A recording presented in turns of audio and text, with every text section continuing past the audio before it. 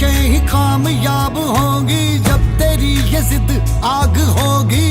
फूंक देगी ना उम्मीदियां ना उम्मीदियां, तेरे पीछे पीछे रास्ते ये चल के बाहों के निशानों में ढल के ढूंढ लेंगे अपना आशियां अपना आशियां अपना आशियां।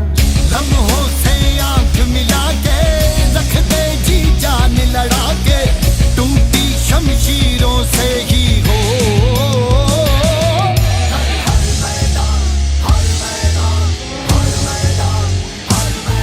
कर हर मैदान फतेह, कर हर मैदान फतेह, कर हर मैदान फतेह, बंदिया हर मैदान फतेह। Jai Mata Di all, and all the best. And there are very important points I am going to discuss in the coming 10 minutes, you can say, which will be very, very important for your those 3 hours in the examination hall.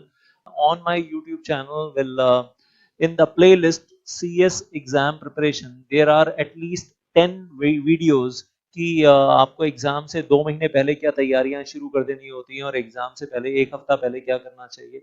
I hope आप में से कुछ लोगों ने देखा भी होगा। There are 10 different videos. और अब ज़्यादा टाइम वेस्ट ना करते हुए फटाफट आई से सिर्फ ये बोलूँगा, उसमें से कुछ आपके काम का है तो टाइटल से देख लीजिएगा।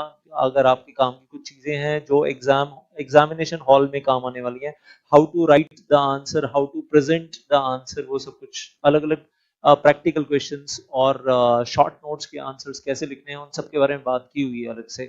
But right now the most important points and getting started with that. So all the best for these coming 10 minutes and for those 3 hours, 3 घंटे कैसे मैनेज करना है। So point number 1, and we say time management करनी है आपको 3 घंटे की, और आपके पास 180 minutes हैं, and divided by 100 marks that comes to 1.8 minutes for 1 mark। लिखने के लिए आपको मतलब 1 नंबर के लिए आपको 1.8 मिनट मिल रहा है, और उसके हिसाब से देखूं तो 5 नंबर के क्वेश्चन के लिए 9 मिनट मिल रहे हैं, 4 नंबर के क्वेश्चन के लिए 7.2 मिनट्स मिल रहे हैं, और 8 नंबर के क्वेश्चन के लिए आपको 14.4 मिनट्स मिल रहे हैं। और अगर आप अलग से अपने लिए अगर टाइम रखते हैं शुरू में 20 मिनट पेपर को पूरा पढ़ने के लिए, और जैसे मैं करता था पेपर को पूरा पढ़ना है और क्वेश्चन पेपर में ही you can write down the answers with the ball pen. And I tell you one thing, मैं अपनी बात बता सकता हूँ, किसी इन्विजिलेटर ने मेरा क्वेश्चन पेपर कभी छीना नहीं, स्नैच अवे नहीं किया, नेवर नेवर। और अब तो कोरोना के दिन है तो आई डोंट थिंक कि paper invigilators will be very strict, तो थोड़ा सा आप लीनियंसी ले सकते हैं। और हाँ, पहले 20 मिनट में क्वेश्चंस के साथ ही उसके छोटे छोटे सेक्शन नंबर या कोई केस का नाम याद आ जाता है, या यस नो स्टेटमेंट सही है गलत है आप लिख सकते हैं बीच बीच में। You can write down rule number, कुछ याद आ जाता है आपको तो सिनॉप्सिस बना सकते हैं अपने हर क्वेश्चन के साथ, 2-2 3-3 छोटे छोटे पॉइंट फटाफट लिखते चले जाइए। तो first 20 minutes I used to be focusing only on the question paper, and I used to write down all my answers in the question paper, या फिर आंसर शीट के लास्ट पेज पे जाकर रफ लिखा बड़ा सा, और उसमें सारे आपने अपने सिनॉप्सिस लिख लिए। और फिर मैं कहता था बचा हुआ जो टाइम है 2 घंटे 40 मिनट, वो सिर्फ गधे वाला काम है। पहले 20 मिनट दिमाग का काम है, खत्म हो गया। और पहले 20 मिनट में ये भी क्लियर हो गया कि क्वेश्चन पेपर में क्या आया है, और जो हमने 1000 पेजेस की बुक पढ़ी थी या 900 पेजेस की बुक पढ़ी थी, उसमें से सिर्फ 5%, 6% क्वेश्चन पेपर में आया है, बाकी 94% तो जो बुक में था वो क्वेश्चन पेपर में आया नहीं है। तो आपका सारा दिमाग वहीं फोकस्ड है। और ऐसा होता है कि आंसर नंबर 1 लिख रहे हैं और आंसर नंबर 4 जो आप पढ़ चुके हैं, मतलब क्वेश्चन नंबर 4 आप पढ़ चुके हैं, उसके आंसर की कुछ और एड ऑन चीजें भी आपके दिमाग में पीछे बैकग्राउंड में आए। और मैं तो मानता हूं कि जब हम आंसर लिख रहे होते हैं तो 2 दिमाग चल रहे होते हैं, एक फ्रंट माइंड और एक बैक ऑफ बैक माइंड, 2 दिमाग होते हैं। और फ्रंट माइंड में हम वो चीज रखते हैं जो हम लिख रहे हैं, उसको लिख भी रहे हैं और सोच भी रहे हैं।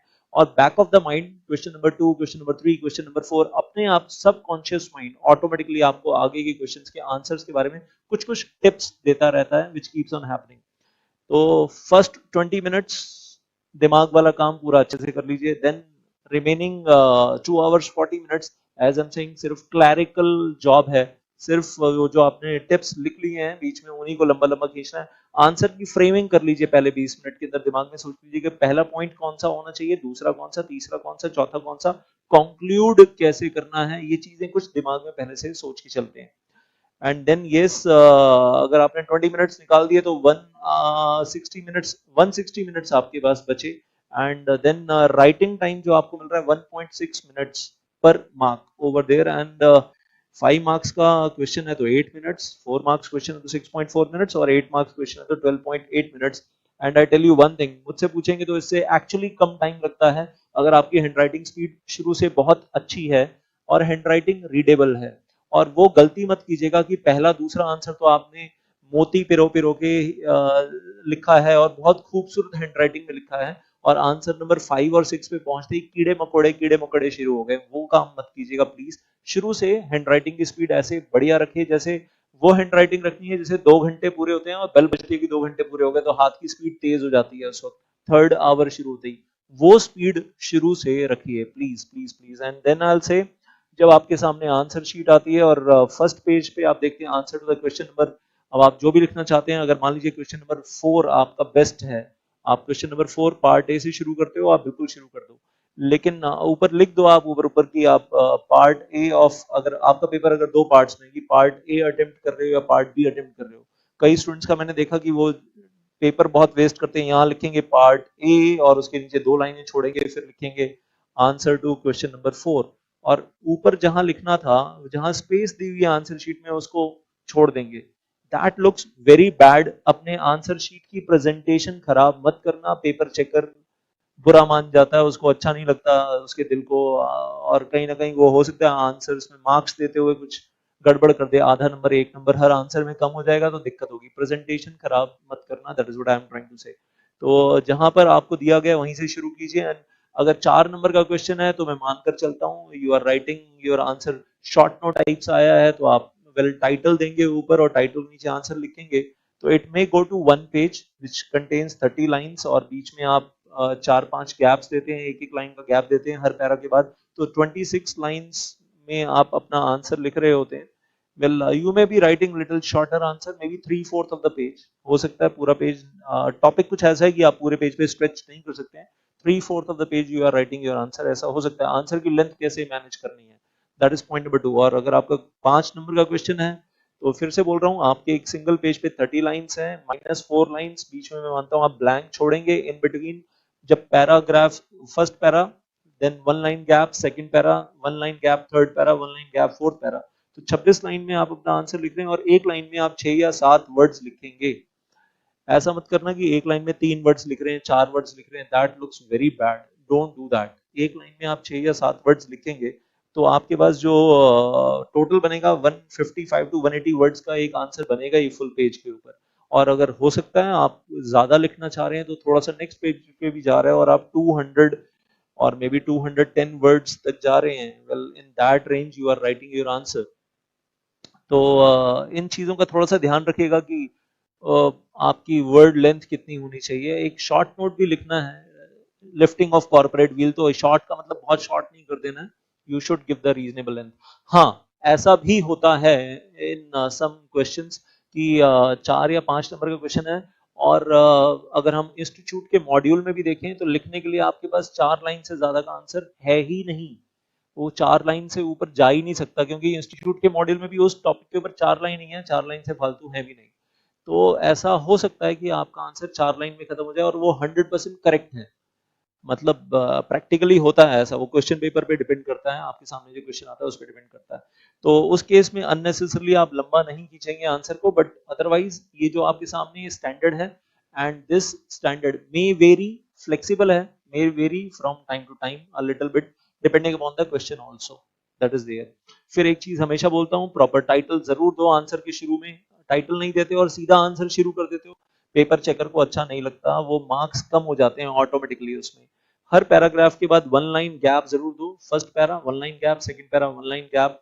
अगर कहीं सब टाइटल बीच में दे सकते हो, first para second para general rule और थर्ड पैरा में आप 3 एक्सेप्शंस बताने वाले तो लिखो 3 एक्सेप्शंस और फिर नीचे उसका सब टाइटल देकर लिखो और लास्ट में कंक्लूड करो, लास्ट में कंक्लूड करो। Then I will say language should be straight accurate, घुमा घुमा कर वेइंग लैंग्वेज मत लिखिए, ऐसा नहीं लगना चाहिए कि आलतू फालतू कहानियां लिखी हुई हैं। And ultimately well paper checker will sense कि आपको आंसर तरीके से नहीं आता, आप इधर उधर की कहानियां लिख रहे हो और जो क्वेश्चन पूछा गया है उसका टू द पॉइंट आंसर नहीं लिख रहे हो, तो it's something very easy for the paper checker to sense. Then 3 number का अगर कोई छोटा सा क्वेश्चन है उसमें एक ही पॉइंट को आप रिपीट करके लिखते हो in other words, don't do that. 3 line मतलब अगर 3 मार्क्स का क्वेश्चन है और आपने उसे 5 पॉइंट लिखने हैं तो पांचों पॉइंट अलग अलग होने चाहिए। उस टॉपिक के ऊपर 5 पॉइंट लिख दो आप, काफी है, लेकिन वो पांचों पॉइंट अलग अलग हैं और उस आंसर को प्रॉपरली डेवलप करो। डोंट डू दैट रेपिटेशन वाला थिंग इन अदर वर्ड्स। 5 या 6 नंबर का बड़ा क्वेश्चन होता है उसमें तो फिर भी आप लोग घुमा लेते हो, इन अदर वर्ड्स करके सेम टू सेम रिपीट कर दिया आंसर की लेंथ बढ़ाने के लिए।